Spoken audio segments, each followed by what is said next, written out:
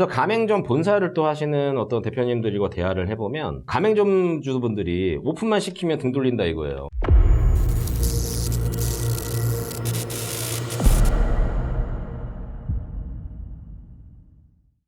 안녕하세요. 창스타 TV 여러분, 창스타입니다. 오늘 스타님들께 말씀드려 보려고 하는 거는, 우리가 길거리 지나다니다 보면 그 어떤 매장의 간판에 모모점, 가맹점 문의, 요런 가맹점에 관련된 간판을 많이 보셨을 거예요. 음식점이든 술집이든 커피숍이든 가맹점이 굉장히 많죠. 그 가맹점 창업을 지금 현재 이대로 그냥 해도 괜찮을까, 이런 거에 대해서 오늘 가맹점 창업에 대한 얘기를 한번 좀 해보려고 해요. 이제 보통 이제 가맹점을 선택하시는 분들이 한 두 가지 정도로 보여져요. 저희가 경험한 바로는. 첫 번째는 매장 창업을 한 번도 안 해보신 거예요. 매장 창업을 한 번도 안 해보시다 보니까 어떻게 매장을 오픈해야 되고 뭘 준비해야 되고, 그 다음에 이제 매장을 운영할 때 어떤 매뉴얼이나 이런 것들 전혀 모르시기 때문에 보통 이제 가맹점 본사의 어떤 매뉴얼이나 창업 지원을 받기 위해서 가맹점을 선택하시는 경우들이 있고요. 그 다음에 또 그냥 나도 이거 하면 대박 나겠지 라는 생각으로 요즘에 잘 나가는 가맹점이 뭔가를 찾아보시다가 약간 투자 개념으로 가맹점을, 어떤 브랜드의 가맹점을 하시는 분들도 계세요. 그런데 일단 가맹점의 사업 구조부터 한번 우리가 짚어보자고요. 일단 어떤 프랜차이즈죠. 가맹점 사업을 하는 그 본사가 보통 이제 어떤 브랜드를 처음에 만들 때 이제 계획적으로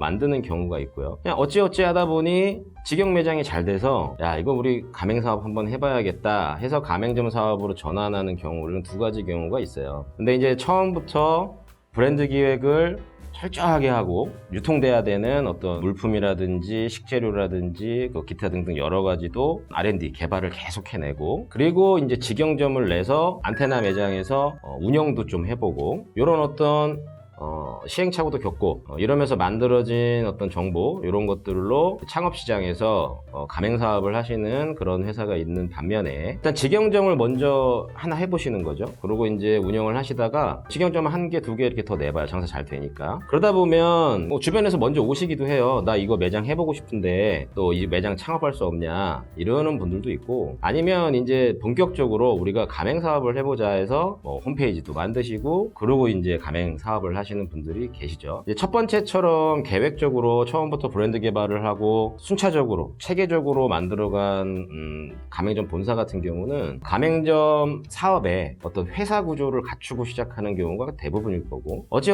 하다 보니까 장사가 잘 돼서 한 개, 두 개 더 하시다가 가맹점을 내주는 경우는 보통 이제 회사 구조를 갖추고 있지는 않아요. 그냥 매장 구조를 그대로 그냥 옮겨드리는 정도지, 그랬을 때는 이제 문제가 바이저들의 역할이죠. 퍼바이저도 있고 메뉴바이저도 있고 여러 가지가 있지만, 가맹점에 주기적으로 방문을 해서 어떤 가맹점의 메뉴는 잘 돌아가고 있는지, 손님들한테 서비스는 잘하고 있는지, 위생은 잘 지키고 있는지, 이런 것들을 점검하고 해줘야 되는데, 또 지원해야 될 건 어떤 것들이 있는지 확인도 하고. 근데 이제 그런 인력들이나 시스템을 갖추는 게 좀 어렵죠. 그래서 우리가 흔히 아는, 여기서 거론해도 되겠죠, 큰 회사들 있죠. MBG나 놀부, 부대찌개 갖고 있는 MBG라든지, 원할머니 보쌈 회사라든지, 아니면 백종원 씨가 하는 더본코리아라든지, 이렇게 많은 직원들을 보유를 하고 프랜차이즈 사업을 하는 회사도 있죠. 근데 이제 제가 오늘 또 말씀드려보고 싶은 거는, 그럼 이 가맹점 본사가 결국은 어떻게 성장하느냐, 방법은 하나밖에 없어요. 가맹점 유치를 많이 하는 거죠.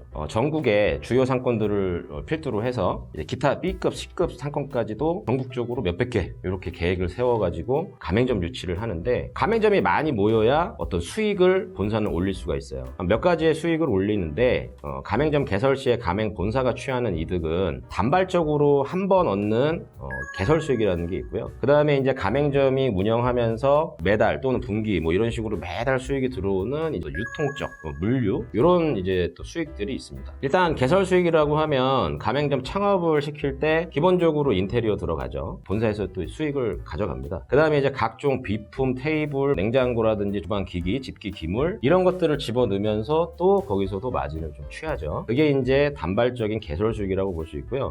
조금 나쁜 회사는 가맹점 이제 임대차 계약을 또 상권 개발하면서 이렇게 소개를 좀 해요. 그러면서 이제 공인중개사하고 약간 수수료를 챙겨가는 그런 회사도 좀 있는 걸로 알고 있어요. 그건 좀 안 좋은 예죠. 그 다음에 이제 장기적으로 들어오는 이제 수익은 첫 번째로 이제 로열티라는 게 있죠. 예전에는 많이 했던 게 총 매출에 카드 기준으로 현금은 확인이 안 되니까 총 매출의 뭐 3%, 뭐 4% 이렇게 계약을 해서 로열티를 매달 가져가는 경우가 있었어요. 이게 아무래도 가맹점주들도 이제 지각이 좀 깨어나다 보니까 이거 아무래도 생각해도 몇 프로를 내 수익을 나눠준다는 거는 지분을 주는 것 같거든요. 그러다 보니까 이제 가맹점주들이 반발을 좀 많이 하기 시작했고, 이런 부분 때문에 요즘에는 매장당 평수로 좀 테이블 수로 제한을 해서 몇 테이블까지나 몇 평까지는 뭐 월 30만 원 뭐 이런 식으로 좀 한정적으로 좀 진행을 하고 있어요. 그래서 이 로열티 같은 부분은 자동으로 출금을 해가죠. 가맹점 해보신 분은 아실 거예요. 뭐 물류보증금이라든지 기타 예치되어 있는 돈에서 매달 가져갑니다. 그 다음에 이제 또 두 번째로는 유통수익 있죠. 뭐 술집 같은 경우는 메뉴에 쓰여지는 식재료들과 어떤 소스류나 이런 것들 납품하면서 본사에서 또 이익을 취하고요. 그 다음에 이제 주류회사에서 또 어떤 계약해서 받는 어떤 주류 리베이트가 있습니다. 백마진이라고 하죠. 그런 이제 또 물류 수익이 있고, 그 다음에 이제 매장에서 계속 쓰여지는 뭐 냅킨, B품 뭐 이런 부분에서도 계속적으로 수익을 발생을 하죠. 대대적으로 한번 홍보를 해보자, 뭐 판촉 활동을 할 건데 가맹점에서 얼마씩 부담하세요, 뭐 이런 식의 일을 하기도 하고, 요즘에는 잘 안 하는데 옛날에 이제 대형 프랜차이즈 회사들이 약간 갑질 논란이 있었던 그러니까 주기적인 아니죠. 한 2, 3년에 한 번씩 리모델링을 자꾸 권하는 거예요. 본사에서 이제 인테리어의 어떤 자기네들의 시그니처만의 어떤 그런 부분들을 바꿔가면서 인테리어 이번에 바꿔야 된다 그러면서 이제 또 한 번 인테리어를 하게 하는, 그러면서 또 수익을 올리는 경우도 있었는데 요즘에는 그런 거 잘 안 하는 것 같긴 해요. 그럼 결과적으로 보면 가맹점 본사는 가맹점으로 인해서 수익을 올리고 그 수익으로 회사가 성장을 하죠. 그러면 가맹 본사가 가맹점을 위해서 해야 하는 의무, 책무, 지원 사항들 이런 것들이 뭐가 있냐 한번 우리가 잘 생각해 봐야 돼요. 근데 대부분 가맹점을 하셨던 분들이 하시는 말씀은 참 신기한데, 오픈과 동시에 가맹 본사와 등을 돌리시더라고요. 그리고 한 두세 달만 운영해 보시면 물류가 너무 비싸, 그리고 가맹 본사에서 해주는 게 아무것도 없는데 매달 가져가는 로열티 주기 싫어, 이렇게 입장들이 바뀌시더라고요. 그래서 가맹점 본사를 또 하시는 어떤 대표님들과 대화를 해보면 가맹점 주분들이 오픈만 시키면 등 돌린다 이거예요. 근데 저는 아니라고 보는 게, 가맹 본사에서 가맹점에게 최선을 다하고 주기적으로 방문해서 잘못된 부분 수정해주고 뭘 더 지원해줘야 되는지 밤새 고민하고 가맹점을 위해서 뛰고 가맹점과 함께하는 본사라면 과연 가맹점주가 등을 돌릴까요? 저는 아니라고 봅니다. 그리고 지금까지는 이제 가맹 본사에 대한 막 문제만 얘기했지만 가맹점주분들도 마찬가지예요. 뭐 예를 들어서 어떤 유튜버 10만, 100만짜리 뭐 인기 있는 유튜버가 그 술집에 어떤 홍보대사가 돼서 그 술집에 몇 번 왔다 갔다 하고 유튜브에 막 유명해지니까 야, 저 브랜드 하면 나도 성공하겠다, 이런 마음으로 가맹점 창업하시는 분들 굉장히 많습니다. 가맹점 본사가 어떤 지원을 하고 본사는 어떤 역량이 있으며 어떤 서비스가 있고 메뉴의 경쟁력은 어떻게 되고 이런 것들을 살펴보려고 하지 않으세요. 그냥 그런 인기 때문에 분위기를 타서 일시적으로 영업이 그냥 잘 될 뿐인데, 저기도 잘 되니까 우리도 잘 되겠지 라는 마음으로 가맹점 하시는 분들이 굉장히 많습니다. 그리고 나면 어떻게 되느냐, 본사에서 이제 그런 어떤 브랜드가 경쟁력을 당연히 잃어가죠. 왜냐면 어떤 정통적인 음식의 맛에 어떤 그런 게 있는 것도 아니고 그냥 분위기나 이미지 메이킹으로 그냥 뜬 브랜드이기 때문에 언제든지 식을 수 있어요. 근데 그렇게 브랜드 이미지가 나락으로 갔을 때 가맹점까지 같이 매출이 떨어져 버립니다. 그럼 이런 어려운 상황에 가맹 본사가 해줄 수 있는 게 뭐가 있겠어요? 뭔가 브랜드 이미지를 높여보려 하겠지만 다른 경쟁업체들은 가만히 있나요? 어려운 상황을 이겨낼 수 있는 가맹점주분들의 역량이 있어야 된다라고 저는 보는 겁니다. 그냥 분위기에 휩쓸려서 가맹점 오픈하려고 하지 마시고요, 내 스스로가 창업을 할 준비가 되어 있는가, 그리고 정말 열정을 가지고 이 브랜드에 내가 가맹점주로서 열심히 정말 매장 운영을 하고 있는가, 이거 생각해 보셔야 돼요. 어떤 분들은 그냥 수급만 하러 가세요. 아니면 문만 열어주고 문만 닫으세요. 매장에 손님들이 어떤 피드백이 오고 매장의 직원들이 어떻게 일을 하고 있으며 어떤 부분이 문제고 어떤 부분을 개선해야 되고 이런 거 전혀 안 하시는 분들 굉장히 많아요. 그러니까 그런 분들이 브랜드 이미지가 나락으로 갔을 때 어떻게 돼요? 같이 망하는 거예요. 그래서 가맹점 하시는 분들 보면 어떤 분들은요, 가맹점이 분위기에 이제 휩쓸려서 막 잘 되다가 이제 브랜드가 이미지가 나빠졌어. 그래서 뭐 예를 들어서 100개 가맹점이 오픈을 했는데 80개가 문을 닫아요. 근데도 꿋하게 몇 년 동안 그 브랜드를 가지고 상권에서 1등 하시는 분들이 있습니다.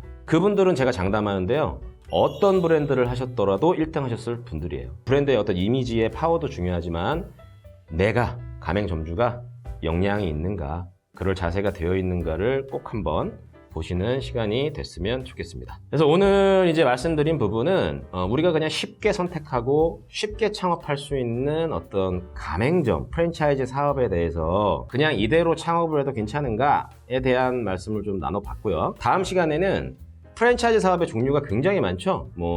특히나 커피숍 브랜드들 같은 경우도 굉장히 많고, 음식점도 많고, 술집, 굉장히 많아요. 대표적인 예들을 좀 들어가면서 이것이 정말 내가 역량을 발휘하며 운영할 수 있는 프랜차이즈인지, 내가 할 수 있는 건 아무것도 없고, 입지 선정 잘해서 운에 맡기고 그냥 투자 방식으로 해야 되는 창업인지, 그런 거를 좀 구분해 드리는 그런 시간을 한번 좀 가져보도록 하겠습니다. 오늘 여기까지 하고요. 요즘에 이제 날씨가 굉장히 따뜻해졌습니다. 이제 거의 여름에 가까우고 있는데 환절기, 요즘 밤에는 또 춥거든요. 환절기 감기들 조심하시고요. 다음 시간에 우리 또 스타님들 재밌는 걸로 또 찾아뵙도록 하겠습니다. 마무리 인사 갈게요. 안녕!